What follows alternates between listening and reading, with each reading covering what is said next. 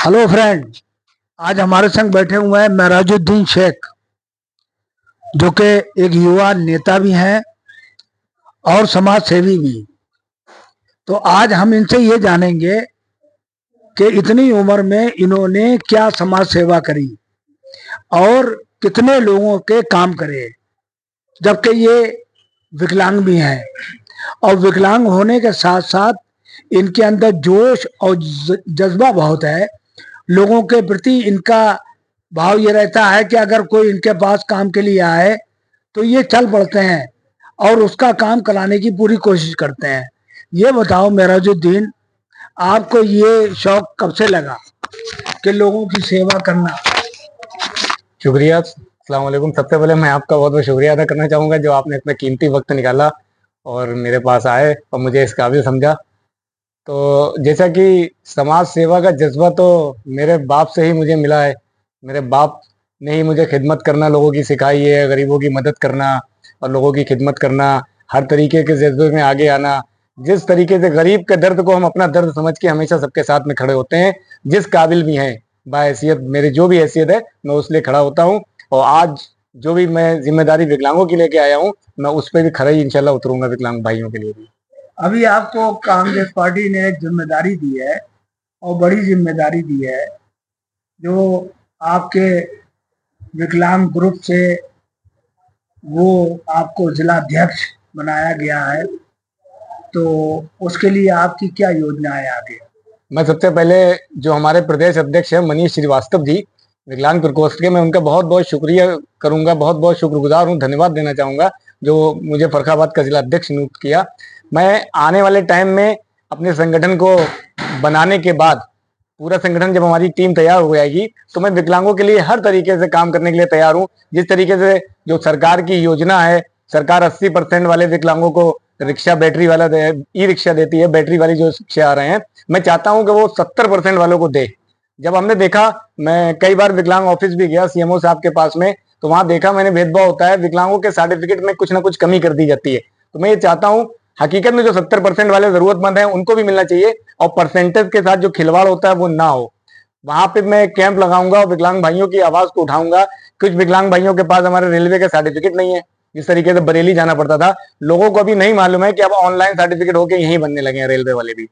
कुछ विकलांग भाइयों के पास हमारे, जैसे अभी डॉक्टर रजनी सरीन के यहाँ कैंप लगा था, तो वहाँ ये स्कीम थी कि किसको एक बार जब मिल जाता है तो 2 साल का गैप कर देते हैं या साल भर का गैप कर देते हैं। तो ऐसा नहीं, जो जरूरतमंद है उसको उस चीज को मिलना चाहिए। तो मैं यही गवर्नमेंट से भी मांग करना चाहूंगा कि विकलांग भाइयों के लिए ज्यादा से ज्यादा योजनाएं जो आती हैं, जो बेरोजगार विकलांग हैं और पढ़े लिखे हैं, उनको नौकरी में आरक्षण देने के साथ साथ उनको उनकी बेरोजगारी के लिए कुछ आरक्षण बढ़ाया जाए उनका। बहुत अच्छी बात है।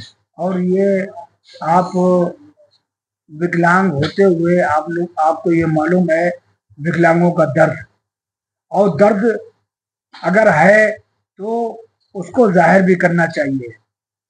हमारा मानना यह है कि आपने जो पार्टी में अभी तक नेतागिरी करी, आपको कौन कौन से पद रहे आपके पास? मेरे पास, मैंने 2004 से जब कांग्रेस में शुरुआत की थी तो सेवा दल का मुझे वार्ड महामंत्री बनाया गया था। उसके बाद मैं बहुत एक्टिविटी रही मेरी सेवा दल में, जो हमारे पूर्व जिला अध्यक्ष थे मनोज त्रिवेदी जी, उनके साथ फिर उन्होंने मैं नगर कमेटी में जोड़ा। फिर कॉलेज लाइफ चालू हुई तो मैंने एनएसयूआई से भी राजनीति की। मैं फर्रुखाबाद से जिला महासचिव बन के आया फर्रुखाबाद से। उसके बाद में बाई चुनाव लड़ा गया, चुनाव लड़ने के बाद में मैं जिला महासचिव बना। फिर शुभम तिवारी जी के नेतृत्व में मैंने यूथ कांग्रेस से विधानसभा की राजनीति की। फिर उन्होंने हमारा काम अच्छा देखा तो मुझे जिला महासचिव की पोस्ट पे बनाया। और आज उन्हीं की मेहरबानी से आज जो प्रदेश में जो हमें ये पद मिला है, बहुत बहुत शुक्रगुजार हूं मैं शुभम तिवारी जी का भी, जो मुझे उन्होंने इस काबिल समझा और मुझे यह जिला अध्यक्ष का पद दिलवाया।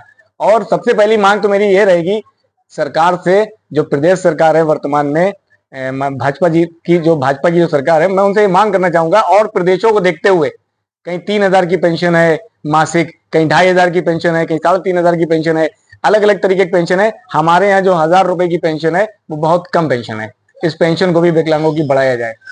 बहुत अच्छी बात है। अच्छा ये बताओ कि आप इसके अलावा, राजनीति के अलावा, आप बच्चों को भी पढ़ाते हैं? जी जी जी, मैं कोचिंग देखता हूँ और हमारे पास ज्यादातर मुस्लिम घराने के ही बच्चे आते हैं, और वो बच्चे आते हैं जो 500 और 1000 रुपए नहीं दे पाते हैं, और मैं उनको 200, 250 रुपए में, 150 रुपए में भी कोचिंग कराता हूँ। मैं चाहता हूँ एक तरीके से कौम की खिदमत होती है। 35+ बच्चे मेरे पास माशाल्लाह अल्लाह के शुक्र से हैं, और मैं आपको दिखाऊंगा भी। तो मेरा कहने का मतलब है, जो कहीं नहीं जा पाते हैं तो मैं उनको पढ़ाता हूँ। बहुत बढ़िया बात है, बहुत बढ़िया बात है। पैसा कमा लेना और बात है, और पैसा आज ट्यूशन में इतना बढ़ गया है कि हर कोई अफोर्ड नहीं कर पाता है, और आप बहुत कम पैसों में बच्चों को पढ़ा रहे हैं, बहुत अच्छी बात है। और ये नेक काम आप करते रहना। जहाँ तक आज के दौर का सवाल है, तालीम की बहुत ज़रूरत है, और तालीम इतनी महंगी हो गई है कि हर आदमी अफोर्ड नहीं कर पाता है। तो अगर आप ये काम कर रहे हो, बच्चों को पढ़ा रहे हो, बहुत बढ़िया बात है। और ये देखा करो कि अगर कोई गरीब बच्चे ऐसे हैं जो फीस नहीं दे पाएंगे, तो उनके लिए भी वक्त निकाला करो। तो ये थे मेराजुद्दीन शेख, जिन्होंने अपनी ज़िंदगी के बारे में भी बताया, और राजनीति के बारे में भी बताया, और आज ये जो बच्चों को पढ़ा रहे हैं वो भी बड़ा अच्छा काम कर रहे हैं, बहुत कम पैसों में बच्चों को पढ़ा रहे हैं। आपको ये वीडियो कैसा लगा हमारा, कमेंट बॉक्स में एक बार ज़रूर बताएं। जय हिंद, जय भारत।